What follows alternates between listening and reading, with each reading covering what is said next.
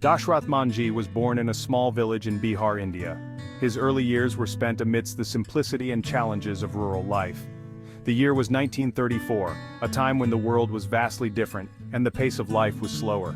His village, Gelur, was nestled among the Gelur Hills. These hills, majestic and imposing, were both a blessing and a curse for the villagers. Life in Gelur was simple, but the hills made it hard. The rugged terrain meant that every task required extra effort and perseverance. Dashrath worked as a laborer, toiling under the sun, his hands calloused from the hard work. The land was unforgiving, but it was all they had. He toiled on the land, his life intertwined with the rhythms of nature. The sounds of crickets chirping and the rustling of leaves were his constant companions. He married a woman named Falguni Devi. Their union was one of love and mutual respect, a partnership that would endure many hardships. They were a loving couple, their days filled with hard work and simple joys. Evenings were spent sharing stories and dreams under the starlit sky. The hills were a constant presence in their lives. They loomed large, a reminder of the challenges they faced daily. They separated Gelur from the nearest town. This natural barrier made access to essential services and amenities a daunting task. This journey, a necessity for basic amenities, was long and arduous. Every trip to the town was a test of endurance and willpower.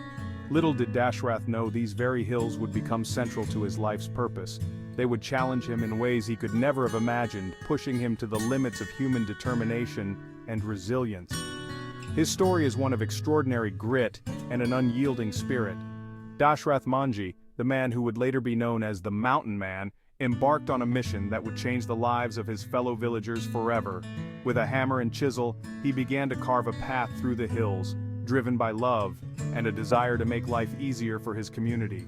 His journey was not just a physical one, but a testament to the power of human will. The path he created stands as a symbol of what one person can achieve against all odds. It is a reminder that even the most insurmountable obstacles can be overcome with determination and perseverance. One day, tragedy struck. It was a day that would change everything for Dashrath and his village. Falguni Devi, Dashrath's beloved wife, was seriously injured while crossing the treacherous hills that separated their village from the nearest town.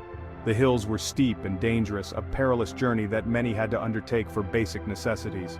The journey to the town was too long and arduous. Despite their best efforts to get her medical help, Falguni did not survive the ordeal. Dashrath was left heartbroken and devastated by the loss of his dear wife. His heart ached deeply for Falguni. The pain of losing her was unbearable, and he found himself consumed by grief. He would sit for hours, lost in thought, remembering the times they had shared.